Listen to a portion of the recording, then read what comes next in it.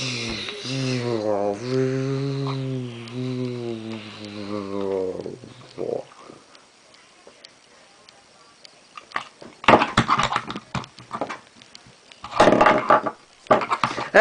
so, today, today we compared the boxes of ET, VHS, and DVD, and now we are reviewing Rogue One, which it's pretty, it was amazing! Like, so good. It definitely deserves all the hype. Go see it. Go see it right now. This review, it contains spoilers. I'll also review it with no spoilers. It was so good. Go see it right now. I mean, this review contains no spoilers, but still, go see it right now. Right, go, right. Just pause the video. I'll give you some time to pause it. Go see it now. Go. I'll wait for you. Okay, you back? Cool. Did you like the movie? I hope you did. That's why you're back at this video. And if you didn't go see the movie, then obviously you don't know how to follow directions. Now, Rogue One, man. Rogue One. It was so good. It was great even. Like, I don't have any other words to describe it. So, it starts off in the past, obviously. It starts off about 15 years before the rest of the movie takes place. And it starts off with our protagonist, Jyn Erso, as a little tiny baby child. And before that, it starts off with the classic, "A long time ago, in a galaxy far, far away." Text. And you'd expect the Star Wars text crawl. Like, you know, but what is there to say? Revenge of the Sith has already happened, and A New Hope hasn't happened yet. So, you know, we don't get Han Solo to fly in on the Millennium Falcon and tell us anything. No, we just, you know, it just cuts straight in, just straight in to the whole thing.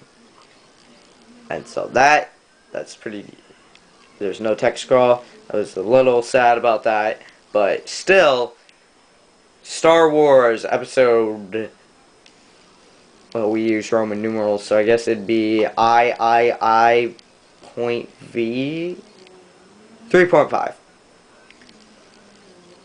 So, yes. And then, you know, it goes on, and it talks about like how the Death Star was built and everything. And it was so good. It was so good. Am I editing this video? I don't know if I'm allowed to edit this video. Anyway, so it had all the good parts of Star Wars that, you know, are before Star Wars. This was a good Star Wars prequel. Disney made up for the Star Wars prequels with a Star Wars prequel. It had good original characters. It had a funny character. It had, you know, serious characters. It had a blind character. This movie sets unachievable standards for blind people. I mean, he had the Force. So, still, it was amazing. It was absolutely good. And, you know, apparently the Death Star can blow up small cities. Like, it has the power to stop itself from blowing up the entire planet. Okay. That makes sense, you know, they had the Death Star and they blew up like 2 cities. And Darth Vader. Darth Vader was so cool. I freaked out when I saw Darth Vader. Okay.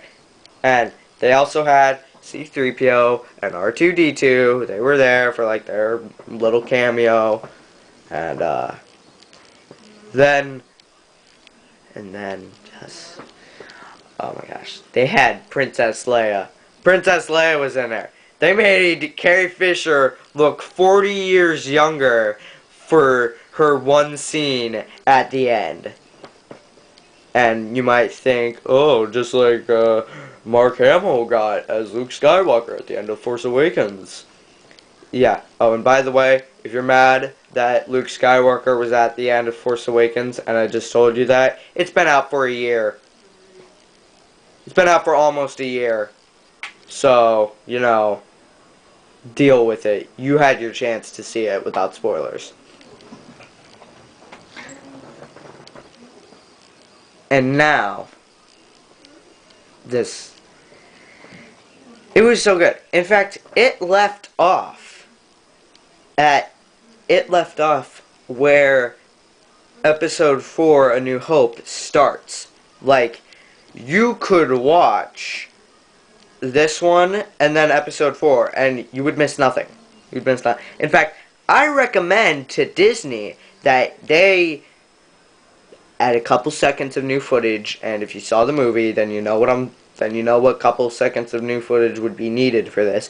Do some editing, like remove, like add a different title or something. Maybe put in a text scroll. I wouldn't really recommend it. I wouldn't recommend the text scroll. But, you know, because, I mean, Rogue One kind of covered the entire text scroll of Episode 4, so that's pretty cool. And of course now,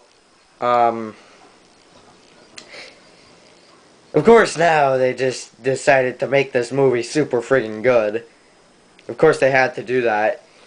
And, you know, it was just good. It was good. There was best movie of 2016. And again, they'd have to edit it a little, just a little, and then add a couple seconds of more footage, and then they should just release Rogue One and A New Hope as a double feature, and just like, you know, it's actually pretty funny because at the end of Rogue One, Darth Vader, he was doing all this cool stuff, and then of course if you watch them both like side by side, it'd be like, I'm Darth Vader, I'm doing all this cool stuff, and then you transition to A New Hope, and it's just like, oh, yeah, I can't do a bunch of cool stuff now. We're on a 70s budget of $9 million. 1977 dollars. So, you know.